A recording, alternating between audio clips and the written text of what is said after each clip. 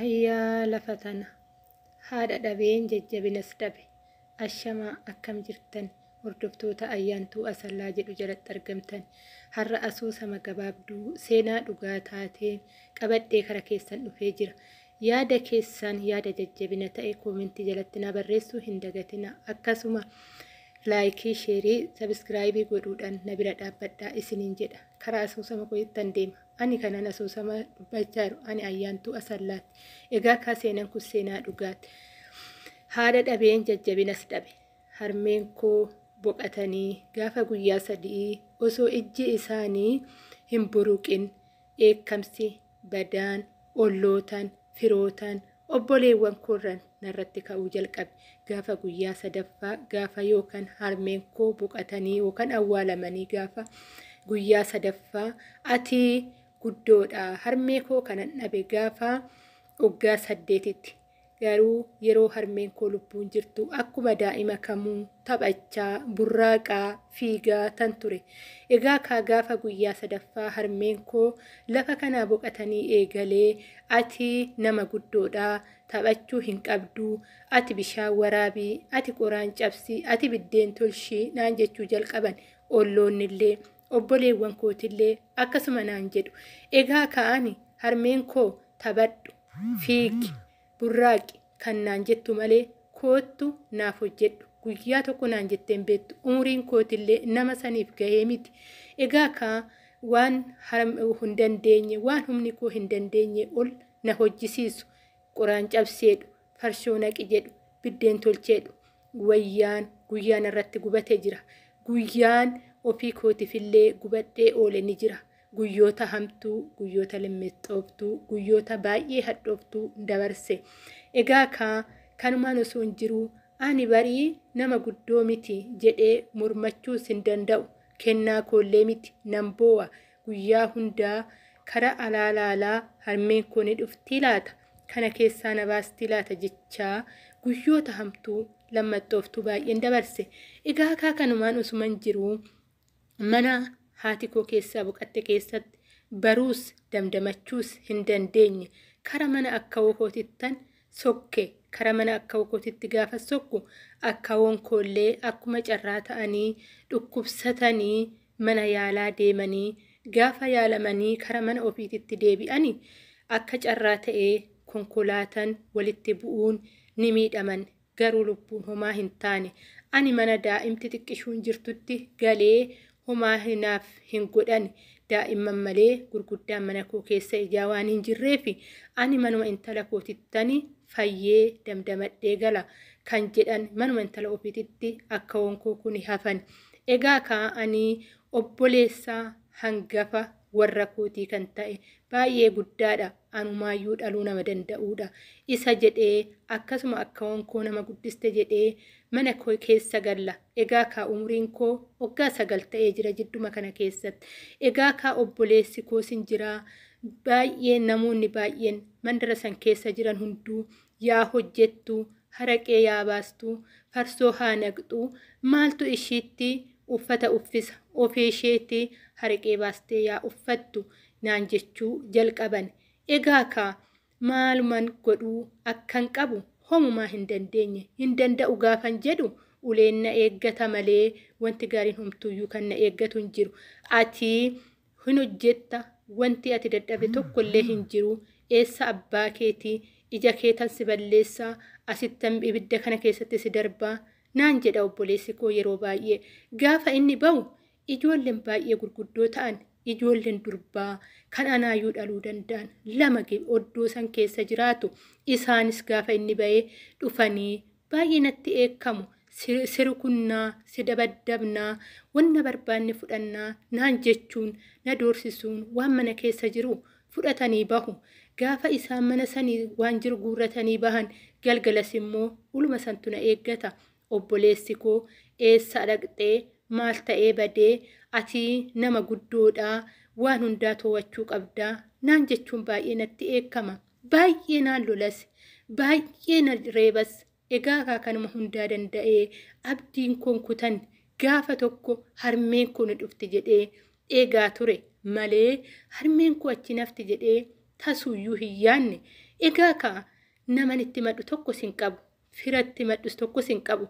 Firoonni isaan waliin jiru malee tana daa'ima raammoo maal jecha ishii dhageenyaa kannaan jedhu malee mucaan kun dhugaa qabdii laataa kannaan jedhu tokkollee hin jiru ture. Namni ofitti na waamee rakkoo qabdaa naan jedhu tokkollee hin jiru ture. Garuu firoota danuutu jira. Maanguddoota danuutu jira. Egaa ka homtuu na hubachuu hin dandeenye. Yaa Rabbii ani akkaman ta'a. Ibiddi kun bara tokko na gubinaa. Gaafa tokkollee mooyyuu godaanni sanatti ta'inaa jechaatuma akkasumatti osuman jiraadhu. Waaqayyo haa galatoomu. Ibiddillee godaannisti tokko natti hin taane. Garuu dararaa guddaatu narratti raawwata. Egaa ka mana eenyuu dhaqeen himadhaa? Eessan dhaqaa? Gaafan jedhu homtuu bitaa mirga koo homtuu hin jiru. Mana dhaqu tokkollee hin jiru. Carraan ani qabu manuma obboleessa kootii keessatti taa'ee rukutamaa, dabaddabamaa, akkasuma waan hojjedhu jedhan hundaa hojjedhee jiraachuun dirqama natti ta'e.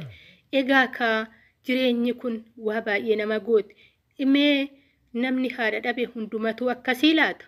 Moo kootuma bichaadha kan jedhullee naannoo ijji koo hoo lallaalu darbee ilmoon haadha dhabde ni jiru. Garuu jireenya akka koosan muudannoo akka kootii kan qabu tokkollee hin jiru. Gaafa haati irraa duutu ilmoo tokko waamanii dhadhaa dibanii nyaata laatuuf namni ani carraa akkasiilleen arganne. Injiraan koo qaaruu keessan na yaa'a. Uffata natti hin bitani. Wayyaan koo narratti ciccita. Garuu akkasumatti waan jeerikaanii guddaa baadhee yookaan hubboo guddaa baadhetan bishaan waraaba. Harreen hin dadhabanaan jedhu. Ani yeroo kana keessa baay'ee daa'ima xiqqoodha. Gaafa daa'imti taphattu alallaalee daa'iman hawwa odoon bahee taphadheen jedha. Garuu mana keessatti kan na eeggatu waan maanguddoonni hojjetan danuutu jira. Gadi gaafan bahee maa baatee alaa maal gootaa ati durba guddoodhaa hojjechuu qabdaa mana kana keessa gugguufuu qabda naan jedhu. Wanna namni guddaan hojjetu umurii kootii olan hojjedha. Egaa kaa kanumaan osoo hin jiruu guyyaa gaafa tokkoo akkuma carraa ta'ee mana akkawoo kootii deemuun naaf milkaa'e. Akkawoon koo bakka ciisanitti bira dhaqeen akkawoon koo ofitti na waamanii yaa mucaa koo yoon ani lubbuun jiraadhe atuu carra qabeettidha. Sin guddisa sin barsiisaa iddoo guddaan sin gahaa garuu ani waan damdamadhu natti fakkaanne gaafa ani lafa kanaa ka'ee Rabbiin koo dandeettii ogummaa siifaa laatu dararaa guddaan akka jiru akkanumattuu nan hubadhaa naan jedhan akkawoon koo harka koo walitti na qabanii. Egaa ka'anillee kanumaan akkawoo koo dadhabee jiraa. Hojiin baay'ee natti ulfaataa. Ani waanan danda'een hojjenne ol na hojjisiisu humna kootii olan hojjedhaa. Maal naa wayya gaafa akkawoon koo jedhee akkawoo kootti madhu. Akkawoon koo baay'ee gaddani, baay'ee aaran nama guddaadha. Kanarratti baay'ee dhukkubsatu konkolaataadhaan waan miidhamaniif. Egaa kaa akkawoon koo ati beenuu gali. Asitti hoossi hambise anillee qa'ee soddaan jira. Kanaafuu nan gala osuman dhukkubsadhuus nan dhufa. Achuma ciisen suma ilaalaa. Beenu naan jedhanii akkawoon koo na gaggeessan. Kara manaa gaafan deebuu dhaamsa obboleessa kootitti dhaamanii akoottu sin barbaadaa jedhaniini akkawoon koo obboleessa koo waamani.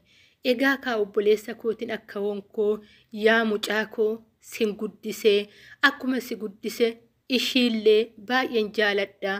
Mucaa koo na jalaa hin dararin anis galuun heda waan ta'eef mucaan koo humna hin qabdu daa'ima xiqqoodha baatee yaa taphattu hojii humna ishiitii ol maaf hojjisiistaa.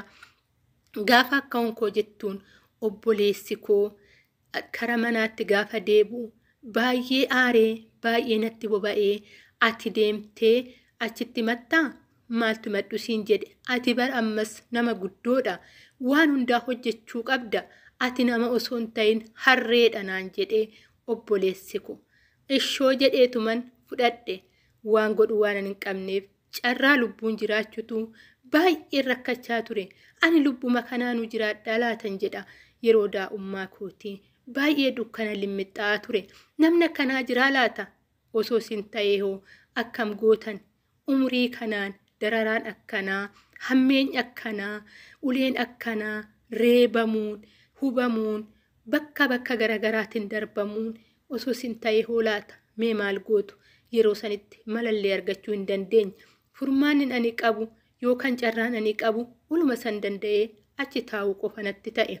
Egaa kanumaan osoo hin taa'ee jiru akka wonkooni boqotan gaafa akka wonkoo boqotan anillee lafti kun naaf dhumatee jira jedheen baay'ee gadde akka wokootiif carraan akka daa'imaatitti bo'ullee hin arganne na ergu ati deemi achi dhaqinaan jedhu ture. Egaa kun osuma jiru gaafa akka wonkoo duutee akkana bubbulu obboleessi koo haadha manaa fuudhe. Gaafa obboleessi koo fuudhu ani ganaa daa'ima umurii waggaa 12 ture. Egaa gaafa umurii waggaa 12 kanatti mee namni maal hojjeta laata? Isinillee yaada keessan naa barreessaa. Yaada nama utubu, yaada nama jajjabeessu isiniin jechuun jaaladha asumaan. Egaa cidha baay'ee guddaa, baay'ee bal'aa kan ta'e anumatu diggise, anumatu itti fuudhe. Egaa gaafa sargii barii ani dhukkubsattuun ta'e baay'ee miidhame. Dhiiga kootu dhangala'e, lafeetu na cabe, nan kufe, achumatti nafe. Egaa namni na kaasee iddoon jirullee of hin beeku. Mana yaalaa na geessanii, na wal'aananii, manatti deebi'ee baay'ee dhibamee, baay'ee miidhamee damdamadhe. Gaafan damdamadhee nama ta'ee amma of beekee lafeen koollee walitti deebi'ee jedhee guyyaan ani amma achi barachuun qaba. Akkuma daa'ima kamiyyuu, akkuma intala kamiyyuu obboleessi koollee fuudhee jira. Haadha manaa qaba. Hojii isaa hundaa narraa qabattee jirti. Kanaafuu barachuun qaba jedheen obboleessa kootti dubbadhe. Gaafan obboleessa kootiin ani amma fayyee jira. Dhiigni koollee nagaatti naaf deebi'ee jira. Waaqayyo haa galatoomu. Ani barachuun qaba gaafan jedhuun obboleessi koo ulee fudhate. Ati barachuu hin qabdu. Ati daaruma kana keessa jiraachuu qabda malee ati mana kana keessaa bahuu hin qabdu. Ati harree waan taateef bishaan waraabi harreen ni dadhabaa naan jedhe obboleessi koo. Hayyaa carraa durbaa hundumaa miti garuu yaa carraa koon jedhe homaallee hin dubbanne. Egaa yaa obboleessa koo jedhee itti machuuf baay'een sodaadha. Osoo hin dubbadhe illee uleedha malee yaada gaariif kan naa deebisu tokkollee hin qabuun ture. Egaa firan ammas firri tokkollee kan na hubatu hin jiru. Mucaa kanaa akkamaa goonu kan jedhus hin jiru. Fedhii barumsaanan qaba. Egaa barachuu hin dandeenye. An akkamittan hiriyoota koo keessaa manatti akkanatti hafa. Haga hoomitan akkatti taa'a kan jedhu sammuu koo keessatti baay'ee deddeebi'aa ture. Egaa yaa obboleessa koo barachuun qaban jedhe ammallee irra deebi'ee ani luka kee cabseen yookaan ija kee balleesseen mana kana keessa teessa malee ati baatee hin barattu naan jedhe. Maal hojjedhaa mana kana keessa taa'ee jennaan bishaan waraabdaa, dhoqqee hartaa, loon tissita malee mana kanaa hin baatu naan jedhe obboleessi koo. Hayyaa carraa koo yoon bariiti laata. Akkuma dhiitetti hafti laata. Yaa guyyaa cinqii, yaa guyyaa hammeenyaa jedhee gaafan guyyaa dhaloota kootii abaare guyyaa san ture. Yaa guyyaa nan dhaladhee nama ta'ee osoon bishaan ta'ee jiraadhe maal ta'a laata. Maalifan nama ta'e. Yaa gadaamessaati na baatte. Yaa haadha koo kan na dhalte ati nama akkamiiti laata. Lafa kanatti maana fidde laata. Haadha koo, abbaa koo maalan isin godhe laata. Lafa kanatti na fiddanii cinqii akkanaa, rakkoo akkanaa, dararaa akkanaatiin na geessan laata. Guyyaan jedhe guyyaa san ture.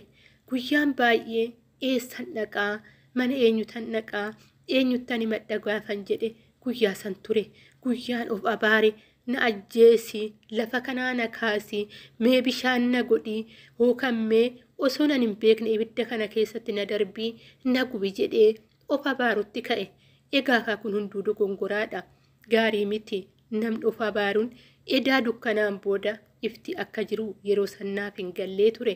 Egaa hammeenyaan booda gaarummaan akka jiru yeroo sanitti naaf hin gallee ture. Ammarra dhaabbadhee waaqayyoo koon galateeffadha. inni fira ta'ee lammii ta'ee obboleessa ta'ee kana hundaan naa gahe haa galatoomu. Isinillee warri sagalee kana dhageessan Waaqayyoo naaf galateeffadhaa. Inni fira caalee waa hunda caalee kunuunsee ibidda keessallee bishaan keessallee na dabarsee yeroo kanaan na eege guddaan itti gammada. Amma irra dhaabbadhee amma garuu karoorri koo kaayyoon koo ijoollee akka koo miidhaman, ijoollee akka koo gargaarsa dhaban, ijoollee akka koo fira isaan hubatan dhaban waliin dhaabbachuu karoora kootiif mudhii koo hidhee dhaabbadhee jira. Dhaamsa kooti kun asumaan karoora koo fuulduraatti kun asumaan. Egaa kanumaan osoo hin jiruu sa'a abbaan gaafa cabse ormi jaballeessa jedha Oromoon yoo mammaaku. Kanaan osoo jirtuu haati manaa isaa duraan wayyoo qabduu anarratti kaate. Nuti aniif abbaan manaa koo nama dabalataa hin barbaannu. Ati amma bakka barbaadde deemuu ni dandeessa. Nuyi si hin dandeenyu naan jechuu jalqabde.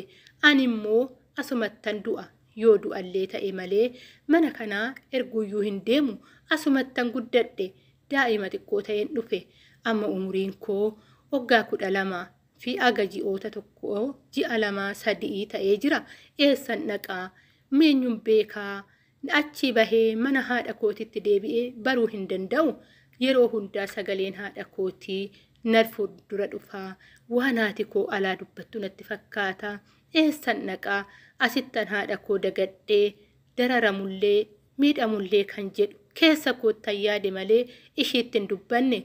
Aboo dubbachuu tokkollee hin qabuun ture. Gaafan dubbatame uleen na eeggata waan ta'eef. Kanumaan eessan naqa osoo hin jedhin caluma jalaa jedhe. Egaa haati manaa isaa kun guyyaa gaafa sanii erga jecha kana naan jettee ganama keessaa sa'a 4dha. Guyyaallee nan yaadadha. Yaa guyyaa san, yaa guyyaa san, yaa guyyaa san hin jedhe. Ammallee dhaabbadhe. Egaa kaa yeroo sanii jalqabdee minaan na dhoowwatte caluma naan jette. Yoo ishiin baatu harkan laala. Amma gaabbitee naa laatti laatan jedha. Yoo ishiin deebitu harkan laala. Amma gaabbitee naa kennitii laata. Ani mana kana keessaa hin ba'u. Asumatti du'uu naa wayya malee jedheen gaafa san akkasumatti hin oole. Nan bule. Egaa kaa na adabuuf waan akkanaa gootee boru gaabbitee naa kenniti jedheen rafe. Hin bariite. Bariisanillee caluma naan jette. Egaa qoy ganama na dhoowwattee galgala naa laatti jedheen caluma jedhe. Ushuma jettee na bulchite. Egaa kaa guyyaa lammataa kanaa baay'ee qooqee baay'ee kara dadhabbiitti gaafan dhufu ol ka'een shaarbiin tokko ni jira. Garaa koo hidhadheen lafatti garagaree ciise. Inuma daa'ima ijaan ta'eef hirribni na fudhatee ni bariite. Egaa kaa gaafa sadaffaa naa laatti zimnaan jetti maalan ta'a nan kufaa jedheen hiriyaa durbaa takka baay'ee itti dhiyaadhu. Isheen maatii ishii bira teessee baratti kara ishiin emale. Olluma san jirti. Maal godhuun qabaa? Eessan dhaqaa? Haati manaa isaa midhaan na dhoowwattee jirti. Innis garuu hin nyaatti moo jedhee na laalaa hin jiru. Fuulli koollee dadhabee jira. Shaarbiidhaan garaa koo hidhee jira jedheen intala kanatti badhe. Isheen tuni waa tokko naan jette. Yaa obboleettii koo ati bar daa'ima xiqqoodha. Bakka feeteyyuu yoo deemte hin jiraatta. Qayeen abbaa keetii, qayeen haadha keetii ni jiraami. Achin deemtuu naan jette. Akkaman godhaa haadha koo dhabee gaafa guyyaa 3 eekkamsi narratti ka'e sagalee haadha koollee dagachuu hin dandeenye. Kara mana akka kootii gaafan dhufu waanuma baay'een dabarse, uleellee dabarse, dadhabbiillee dabarse mana kana keessatti. Ammaan booda eessan dhaqa? Eenyuttan baraa jedheen hiriyaa koo kanaa deebise. Isheen hiriyaa barattuu kutaa 5 turte. Yaa mucaan nanaa ati boru nama guddaa ni taata. Iddoo guddaa ni geessa. Beenu manuma obboleessa keetii anuuyyuu boru sin geessaa jettee beellama naaf qabde. Guyyaa beellama isheen naa qabdu akkaman ta'aa har'a nan bulaayii dadhabee jira. Guyyaa 3ffaa kootitii ergan hin nyaannee jedheen deebiseefi isheen tuni barillee bara rakkoo waan ta'eef yeroo gannaatidha. Warri ishii baay'ee harka qalleessaa waan ta'aniif waan naa kennitu waan hin qabne hundumaa natti himte. Mana isaanii keessaa nageenyi qofti akka jiru mucaan kun naaf ibsite. Garuu waa tokko naan jette, hin bultaa bishaan dhugi jettee bishaan naa kennite.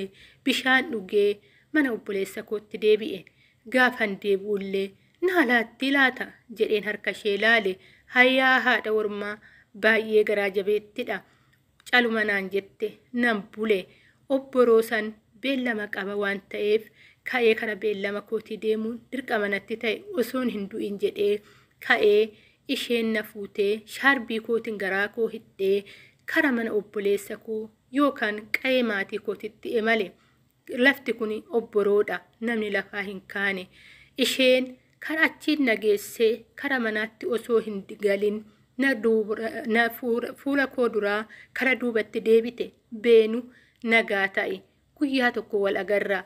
Yoo har'a nyaatte illee du'a kana jalanii baatanaan jette obboleettiin koo.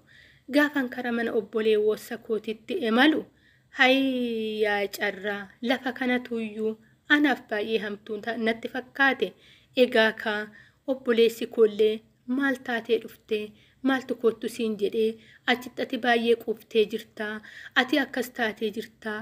Obboleessi koo waa baay'ee natti himee jira. Ati rakkina kee beektee, hiyyummaa kee beektee hin abboomamtuu naan jedhe. Ani garuu baay'ee abboomamtuun ture. Iddoo ciisichaallee hin qabu. Harroota, ra'oota, fardoolee wajjiniin mana tokko keessa gala. Isaanuma waliinan wanni fincaan isaanii jidduu ciisaa bula. Kana maraanan abboomamaa ture. Maalan balleessee obboleessa kootiin jedhe. Egaa kaa obboleessi koollee baay'ee wal dhaga'u, baay'ee wal jaalatu ijaa ta'eef ana na dhaga'uu hin dandeenye. Garuu homtuu kan na eeggate, nyaanni na eeggate tokkollee hin jiruu ture. Hayyaa carraa amma maalan ta'aa jedhee dandeettii dubbadhee waa ibsachuu irratti baay'ee na dadhabsiisan waan ta'eef homaalleetti hin dubbanne caluma jedheen mana obboleettii kootti imale. Gaafan kara mana obboleettii kootti imalu an osoo mana hisseenin obboleettiin koo maal taatee dadhabde koottu naan jettee gaafa isheen midhaan fuutee natti kennitu alalfashuun dadhabe. Garaa koo hidhamaa sanan ofirraa gaafa hiiku obboleettiin koo baay'ee gaddite, baay'ee boosse. Obboleettii koo anuu beekadhee jira.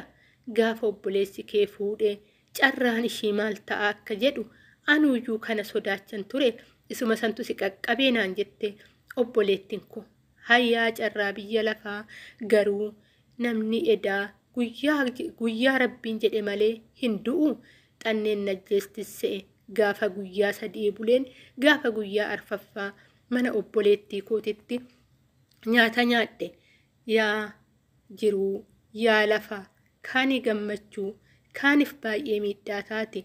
Egaa kaa rabbiin haa galatoomu guyyaa kana eegee jira. Mee warri carraa kana qaqqabdan jirtuu laata? Mee ammas irra deebi'een jedha. Yaada keessaan yaada nama jajjabeessu, yaada nama utubsu, yaada sammuu nama haroomsu koomentii jalatti na barreessuu hin dagatina. Ani obboleettiin keessaan Ayyaantuu Asallaati. Asoosamni kun kan dhugaarratti hundaa'edha.